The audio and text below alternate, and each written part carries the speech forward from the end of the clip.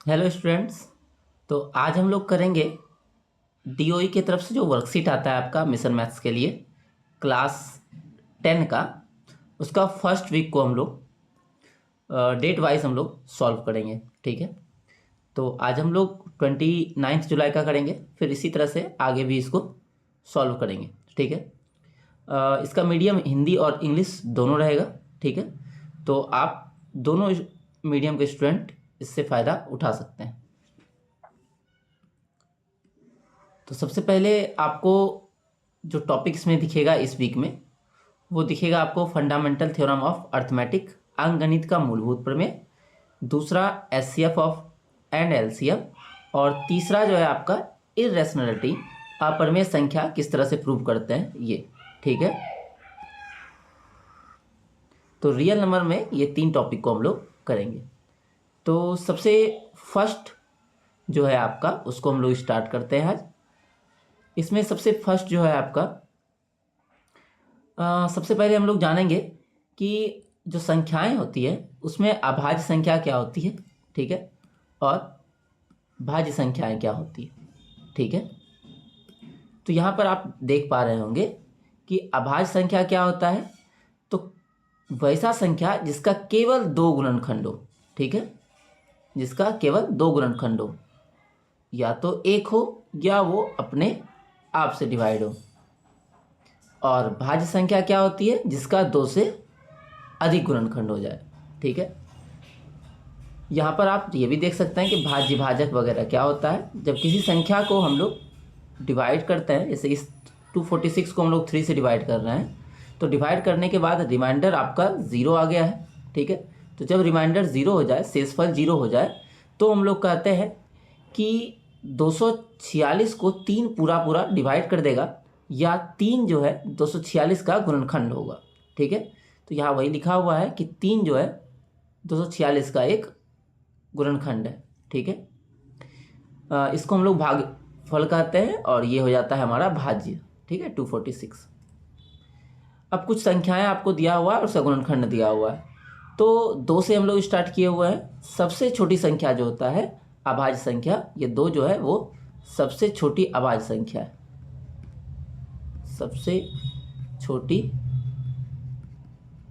अभाज्य संख्या ये 2 है। क्यों है? क्योंकि ये तो 1 से डिवाइड होगा या खुद अपने आप से। उसी तरह से इसके बाद आएगा 3, फिर आएगा 5, फिर आगे इसी तरह से 7, 11 आते जाएगा। फिर सबसे छोटी अगर भाज्य संख्या की बात करें, सबसे छोटी भाज्य संख्या तो वो है आपका 4। चूँकि 4 1 और 4 से तो कट ही रहा है, स्वयं से कट रहा है, साथ साथ 2 से भी आपका डिवाइड हो रहा है, तो इसके पास 2 से अधिक गुणनखंड है।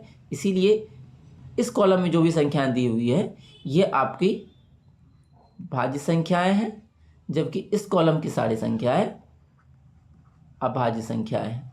ठीक है, तो सबसे छोटी भाज्य संख्या आपको याद रखना है 2 अभाज्य संख्या, और सबसे छोटी भाज्य संख्या 4।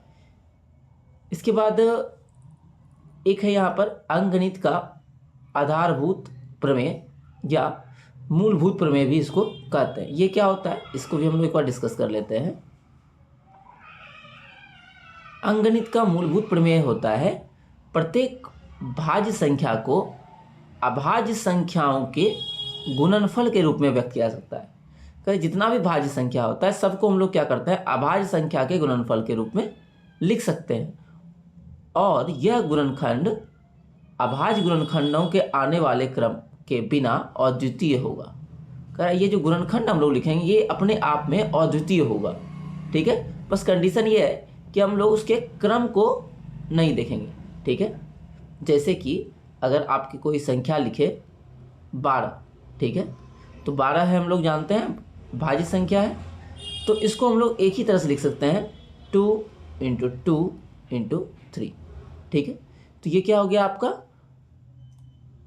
किसी भी भाज्य संख्या को लिखने का बस एक सिंगल तरीका यही हो सकता है जिसमें सबका सब क्या है, तो ये भी आपका अभाज्य संख्या है, ये भी अभाज्य है, और ये भी अभाज्य है।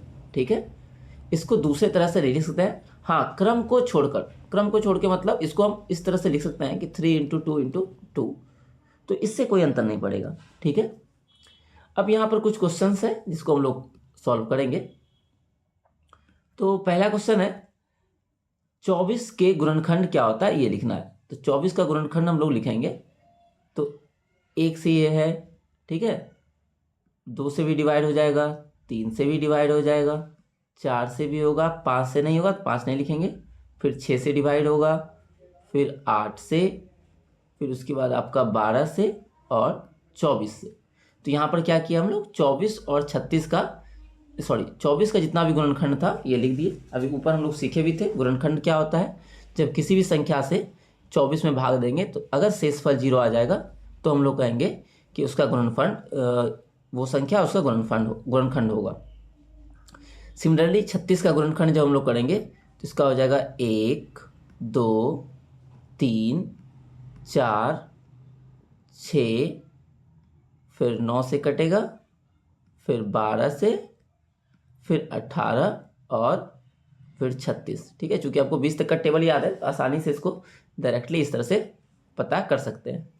अब यहाँ पर फाइंड आउट करना है कि इनमें से कौन से अभाज्य गुणनखंड है। अब यहाँ जितना संख्या लिखे हैं इनमें से कौन सा अभाज्य गुणनखंड है। ठीक है, तो अभाज्य गुणनखंड की अगर बात करें तो यहाँ पर आपका आ जाएगा 2 अभाज्य गुणनखंड है, 3 अभाज्य गुणनखंड है, इसके बाद कोई नहीं है। तो यहाँ पर आ जाएगा 2 और 3। उसी तरह से 36 का भी लिखना है अभाज्य गुणनखंड, तो ये भी है अभाज्य गुणनखंड और ये भी अभाज्य गुणनखंड है, इसके अलावा कोई नहीं है, मतलब इसका भी 2 और 3 है। ठीक है, नेक्स्ट मेरे पास क्या है कि अब 24 36 के उन अभाज्य गुणनखंडों को गुणनफल के रूप में लिखे। अब इसको क्या करना है, अभाज्य गुणनखंड के गुणनफल के रूप में लिखना है 24 और 36 को। मतलब इसका अभाज्य गुणनखंड 2 3 है, मतलब 2 3 के गुणनखंड के रूप में ही आएगा। तो इसको लिखने के लिए आप इस तरह से इसका अभाज्य गुणनखंड निकाल सकते हैं।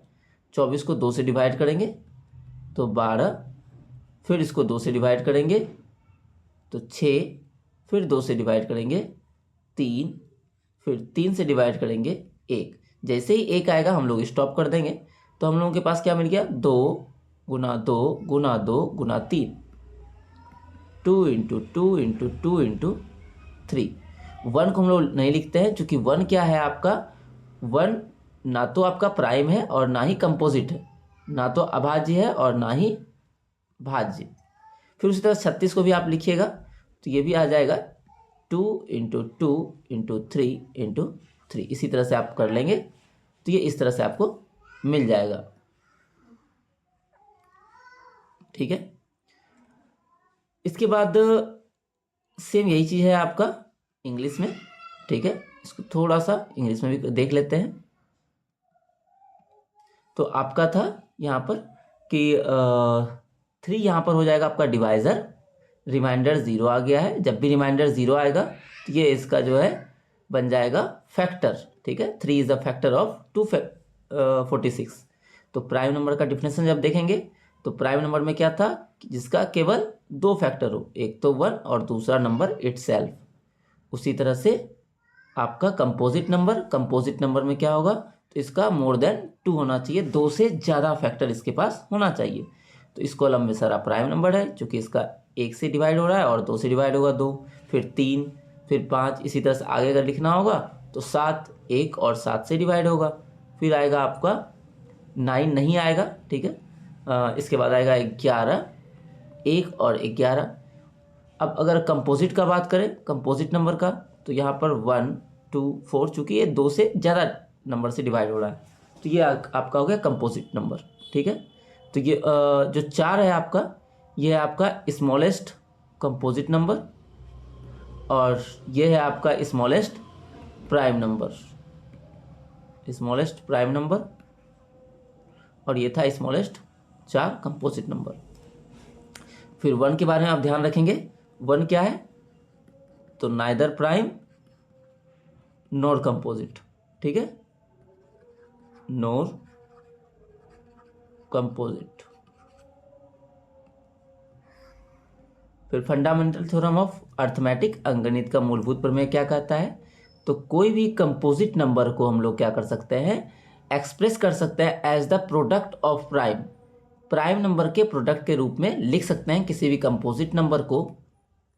और ये जो फैक्टराइजेशन हम लोग लिखेंगे वो अपने आप में यूनिक होगा, apart from the order in which the prime factors occur, उसके ऑर्डर को छोड़कर, जैसे पिछले बार हम लोग लिखे थे। तो उसी तरह से यहाँ पे जैसे ऊपर लिखे थे इसका फैक्टर्स आप लोग लिखेंगे 1 2 3 4 6 8 12 और 24। सिमिलरली इसका भी लिखिएगा और ये सारा आंसर ऊपर में जैसे हम लोग लिखे थे सेम वैसे ही हो जाएगा। और लास्ट में आप क्या करेंगे, इसका प्राइम फैक्टर्स के रूप में इसको आप लिख देंगे, जो कि हम लोग ऊपर ऑलरेडी कर चुके हैं। ठीक है, इसके बाद आता है आपका क्वेश्चन ऑफ द डे 29 तारीख का। ठीक है, तो क्वेश्चन ऑफ द डे क्या कह रहा है कि निम्नलिखित संख्याओं को उनके अभाज्य गुणनखंड के रूप में व्यक्त करना है, प्राइम फैक्टराइजेशन के रूप में हम लोग को नंबर को लिखना है। तो सबसे पहले हम लोग क्या कर लेंगे, इसको 7 4 2 9। ठीक है, इसको देखेंगे हम लोग कि किस नंबर से कटेगा या नहीं कटेगा, और उसके बाद इसका हम लोग निकालेंगे अभाज्य गुणनखंड, मतलब कि प्राइम फैक्टराइजेशन। तो इसको आपको चेक करना होगा 1 2 3 सबका। आप इसके लिए आप हर नंबर का डिविजिबिलिटी रूल आपके पास होना चाहिए, उसके बाद ही आपको ज़्यादा तेज़ी में निकाल सकते हैं। क्योंकि यहाँ पर साफ दिख रहा है कि 9 जो है आपका, जो 9 है ये क्या है, तो ये है आपका ऑड नंबर है। इसका मतलब किसी भी सम संख्या से तो नहीं कटेगा, सम संख्या से नहीं कटेगा मतलब ये नंबर 2 4 6 8 वगैरह वगैरह से नहीं कटेगा। ठीक है, पक्का किसी न किसी विषम नंबर से कटेगा। फिर आपको रूल पता होना चाहिए कि 2 से कटने का रूल क्या होता है, लास्ट में इवन नंबर होना चाहिए। 3 से कटने का रूल क्या होता है, सबका सम 3 से डिवाइड होना चाहिए। तो यहाँ साफ दिख रहा है, सबको ऐड करेंगे तो वो 3 से डिवाइड नहीं होगा, इसका मतलब ये संख्या 3 से डिवाइड नहीं होगा। ठीक है, इसी तरह से करते करते आपको चेक करना पड़ेगा। 4 से चेक करेंगे नहीं, क्योंकि ऑलरेडी सम संख्या को हटा दिए हैं। 5 से भी कटेगा नहीं, लास्ट में 5 या 0 नहीं है। फिर 6 चूंकि सम संख्या है, चेक करेंगे नहीं। फिर उसी तरह 7 से करेंगे चेक, तो 7 से भी आपको डिवाइड होगा नहीं। ठीक है, फिर 7 के बाद 8 सम संख्या है, फिर 3 से नहीं कटा तो 9 से भी नहीं कटेगा। फिर 10 से कटेगा नहीं, चूंकि लास्ट में 0 नहीं है। फिर 11 से चेक करेंगे। ठीक है, 11 से चेक करके देखते हैं। तो 11 से अगर हम लोग करें देखें तो 11 6 66, हाथ में रह गया आपके पास 4 और 4 8। ठीक है, तो ये बन गया 82। 11 7 77, फिर 5 रह गया।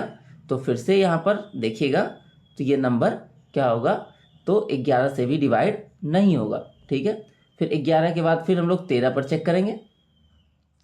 13 से देखते हैं, 13 5 65। ठीक है, हाथ में रह गया आपके पास 9। तो फिर 63 91। फिर से यहाँ 13 से भी नहीं कटेगा, आगे जाके आपको दिख जाएगा कि 13 से भी ये डिवाइड नहीं हो रहा है। तो इस तरह से आपको हर बार क्या करना होगा, हर टेबल से चेक करके पता करना होगा। अब किस टेबल से होगा ये मैं आपको डायरेक्ट बता दे रहा हूँ यहाँ पर। इसके बाद फिर 13 तक हम लोग कर लिए थे, फिर 14 से हम लोग करेंगे नहीं, फिर 15 से 1 डिवाइड होगा नहीं, फिर 16 इवन है, फिर 17 से डिवाइड करके चेक करते हैं।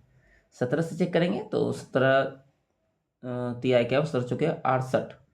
तो 4 हाथ में रह गया 68, तो 6 रह गया। फिर 17 तिया 51, हाथ में रह गया 11। ठीक है, 11 अगर रहेगा तो ये बन जाएगा 119। तो 17 7 119 आपका ये हो जाएगा। फिर इसको चेक करते हैं किससे कटेगा। ठीक है, तो ये 17 तक का किसी नंबर से डिवाइड होगा नहीं, उसके आगे चेक कर लेते हैं, मतलब कि 19 से चेक कर लेते हैं। ठीक है, तो जो 19 से डिवाइड करेंगे तो 19 दूनी 38, हाथ में रह गया आपके पास 5, 19 तिया 57। तो 19 से भी ये कट गया पूरा पूरा। अगर 19 से फिर नहीं कटता आगे की ओर हम लोग चेक करते। ठीक है, उसके पीछे का चेक नहीं करेंगे, क्योंकि ऑलरेडी यहाँ पर हम लोग चेक कर चुके हैं। फिर 23 आपको पता ही होगा कि ये क्या है, तो एक प्राइम नंबर है ना, अभाज्य संख्या। तो अब तो ये डायरेक्ट 23 से एक बार में कट जाएगा। तो इसका अभाज्य गुणनखंड हम लोग यहाँ से लिख लेंगे 17 गुना 19 गुना 23। फिर सेम 5005, इसका भी हम लोग फाइंड आउट करेंगे। ठीक है, 5005। तो यहाँ आपको साफ साफ दिख रहा होगा 5 से ये डिवाइड हो जाएगा। तो 5 1 जा 5 0 0, फिर 5 1 जा 5। अब इसको चेक कर लेते हैं किससे कटेगा, ठीक है। फिर ये चूंकि इवन है नहीं तो इवन हम लोग चेक करेंगे नहीं, 1 + 1 2 होता है, इसका मतलब 3 से भी नहीं कटेगा, ठीक है। उसके बाद फिर आप 5 6 7 मेरे ख्याल से 11 से एक बार चेक करके देख लेते हैं डिवाइड हुआ कि नहीं होगा। तो 11 से 11 नमा 99, हाथ में रह गया 1, तो 11 से तो आपको कट गया, 11 एकम 11, ठीक है। फिर इसके बाद ये 13 से कट जाएगा 7 बार में, या 7 से 13 बार में, आप कैसे भी काट सकते हैं। तो 7 से ये कट जाएगा, 13 7 91, और 13 चूँकि आ गया आपका प्राइम नंबर, तो ये यहीं पर स्टॉप हो जाएगा। तो इसका कितना आ गया, 5 7 11 × 13, ठीक है। तो इन दोनों का इस तरह से अभाज्य गुणनखंड हम लोग फाइंड आउट कर लिए। ये क्वेश्चन वैसे भी एग्जाम में आपको बहुत बार इसका फैक्टर्स देखने के लिए मिलता है 1 0 0 1 का, तो आप डायरेक्ट भी इसको याद रख सकते हैं कि इसका फैक्टर क्या क्या होता है। मतलब 7 से 11 से 13 से ये डिवाइड होता है, ठीक है। इसका फैक्टर्स आप वैसे भी याद रखें।